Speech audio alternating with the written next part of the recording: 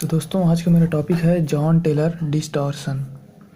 जैसा कि हम जानते हैं जॉन टेलर डिस्टॉर्शन में ये हमेशा ऑक्टाहेड्रल फील्ड ऑक्टाहेड्रल कॉम्प्लेक्स के लिए होता है। ये जैसे कि इसके डेफिनेशन में देख रहे हैं, ये non linear molecule Jahn Teller distortion का डेफिनेशन हम देख रहे हैं। तो ये नॉन लीनियर मॉलिक्यूल के लिए होगा। नॉन लीनियर मॉलिक्यूल का मतलब है कि जैसे कोई ऑक्टाहेड्रल कॉम्प्लेक्स है, ये सब नॉन लीनियर मॉलिक्यूल होता है। और इसमें जॉन टेलर डिस्टॉर्शन की वजह से जियोमेट्रिक डिस्टॉर्शन होता है, जैसे जो ऑक्टाहेड्रल शेप है वो डिस्टॉर्टेड हो जाता है, इससे सिमेट्री रिड्यूस हो जाता है। तो दोस्तों जॉन टेलर डिस्टॉर्शन के ये सब इफ़ेक्ट होते हैं। तो जॉन टेलर डिस्टॉर्शन के बारे में समझने के लिए सबसे पहले समझना पड़ेगा कि जो लिगेंड है वो मेटल आयन पे, हम बात कर रहे हैं ऑक्टाहेड्रल कॉम्प्लेक्स की। तो लिगेंड जो है अटैक करता है मेटल आयन पे, एक्सिस पे अटैक करता है, X Y and Z axis पे अटैक करता है, ना कि बिटवीन एक्सिस पे अटैक करता है। तो दोस्तों यहाँ पे सबसे ध्यान देने वाली बात है कि लिगेंड जो है ऑक्टाहेड्रल कॉम्प्लेक्स के लिए मेटल आयन पे एक्सिस पे अटैक करता है। तो दोस्तों हम देखेंगे, हम जानते हैं कि डी ऑर्बिटल का शेप 5 टाइप्स होता है, D X Y, D Y Z, D Z X, D X square Y square and D Z square. दोस्तों तो मैंने शेप बना दिया है। D X Y in between axis है ये, एक्स वाई के, डी वाई जेड के इन बिटवीन एक्सिस है ये, डी जेड एक्स के इन बिटवीन एक्सिस है ये, और डी एक्स वाई जो X square minus Y square, तो ये देखो तो ये एक्सिस पे है, और डी जेड स्क्वायर ये भी एक्सिस पे। तो जब कोई भी लिगेंड ऑक्टाहेड्रल कॉम्प्लेक्स में मेटल आयन पे अटैक करता है तो दोस्तों ये दोनों जो उसके ऑर्बिटल हैं वो उन पर अफेक्ट ज़्यादा पड़ेगा, क्योंकि लिगेंड जो होता है वो एक्सिस पे अटैक करता है। तो हम लोग देखेंगे तो ये जो होता है इस पे, इन दोनों पे ज़्यादा इफेक्ट पड़ता है, डी एक्स स्क्वायर और X square minus Y square और डी जेड स्क्वायर।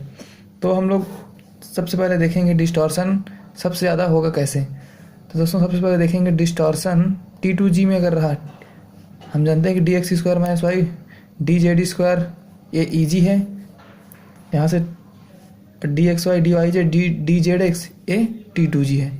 तो डिस्टॉर्शन का हम लोग देखेंगे तो स्लाइटली होगा। कब होगा? जब T2G स्लाइटली डिस्टॉर्शन होगा जब T2G में अनसिमेट्रिक हो। T2G में अनसिमेट्रिक हो मतलब ये T2G है इतना, 1 इलेक्ट्रॉन 2 इलेक्ट्रॉन हो, 3 अनसिमेट्रिक नहीं होगा, 4 अनसिमेट्रिक होगा। तो इस तरह से इसमें स्लाइटली डिस्टॉर्शन होता है। लेकिन अगर अनसिमेट्रिक ईजी ऑर्बिटल में हो तब ये बहुत स्ट्रॉन्ग डिस्टॉर्शन होगा, क्योंकि लिगेंड इस एक्सिस पे अटैक करने के वजह से। सबसे पहले देखते हैं डिस्टॉर्शन ईजी में। जैसे कि EG1 है तो बहुत ज़्यादा होगा, EG2 हाफ फील्ड हो जाने के कारण डिस्टॉर्शन बहुत कम हो जाएगा, EG3 में भी बहुत ज़्यादा होगा। तो सबसे पहले हम लोग एग्जांपल देखते हैं D1 में DXY में है पहला इलेक्ट्रॉन, मतलब EG में कोई इलेक्ट्रॉन नहीं है, तो T2G क्या है? अनसिमेट्रिक है, तो स्लाइट डिस्टॉर्शन होगा। D2 में देखेंगे T2G2 EG0 है, मतलब T2G जो है अनसिमेट्रिक है, तो ये भी स्लाइट डिस्टॉर्शन होगा। उसके बाद हम D3 में देखेंगे तो D3 में T2G3 EG ये हाफ फील्ड है, तो इसमें वेरी लेस डिस्टॉर्शन होगा, क्योंकि ये सिमेट्रिक हो जाता है, half field T2G3 half field हो जाता है। अब देखेंगे D4 T2G4 EG0, इसमें क्या है? T2G4 अनसिमेट्रिक है, तो स्लाइटली डिस्टॉर्शन होगा। D5 T2G5 EG, ये भी अगर इसमें ये लो स्पिन की केस है T2G5 EG, तो इसमें भी डिस्टॉर्शन होगा। लेकिन T2G5 EG अगर हाई स्पिन बना दें इसको, T2G में 3 और EG में 2 इलेक्ट्रॉन, तो ये डिस्टॉर्शन बहुत कम होगा। वैसे D6 में देखेंगे T2G6 EG लो स्पिन के केस में तो डिस्टॉर्शन नहीं होगा, लेकिन T2G4 EG2 करेंगे तो स्लाइटली डिस्टॉर्शन होगा, क्योंकि T2G4 अनसिमेट्रिक है।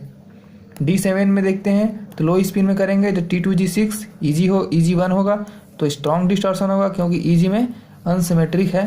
एंड हाई स्पिन देखेंगे T2G5 EG2, तो स्लाइटली डिस्टॉर्शन होगा। इसी तरह हम D8 का भी देख सकते हैं T2G6 EG2 लो स्पिन के केस में तो नो डिस्टॉर्शन, क्योंकि फुलफिल्ड है, कोई अनसिमेट्री नहीं है इसमें।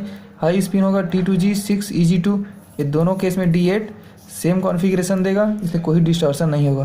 तो दोस्तों हम लोग मात्र इस अनसिमेट्रिक और सिमेट्री के बेस में हम डिस्टॉर्शन का कैलकुलेशन कर सकते हैं, कितना डिस्टॉर्शन होगा, किस में ज़्यादा होगा, किस में कम होगा। आप हमेशा याद रखें कि EG में अनसिमेट्रिक हुआ मतलब EG1 हुआ चाहे EG3 हुआ तो ये हमेशा स्ट्रॉन्ग डिस्टॉर्शन देगा, और T2G में अगर अनसिमेट्रिक हुआ तो ये स्लाइट डिस्टॉर्शन देगा।